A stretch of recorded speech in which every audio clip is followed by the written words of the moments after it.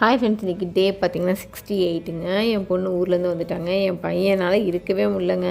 எப்படா வருவா எப்படா வருவா எப்படா வரும் ஃபோன் பண்ணி வா வா வான்ட்டே இருந்தான். அவனும் வந்து கிளம்பி வந்துட்டான். ஏன்னா ஸ்கூல் வேறு திறக்க போகுது. சரி முன்னாடியே வந்தால் தான் கொஞ்சம் ஒரு நாள் அட்வான்ஸாக முன்னாடியே வந்தால் நல்லாயிருக்குமே அப்படின்னு சொல்லிட்டு அவளும் கிளம்பி வந்தாள். கிளம்பி வந்தவ பார்த்திங்கன்னா எங்கள் அண்ணன் பொண்ணையும் சேர்த்து கூட்டிகிட்டு வந்துட்டான்.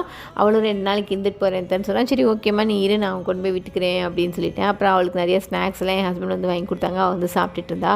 அப்புறம் நைட்டு டின்னர்லாம் முடிச்சிட்டோம். எனக்கு மீஷோலேருந்து ஒரு பார்சல் ஒன்று ஆர்டர் போட்டிருந்தேங்க.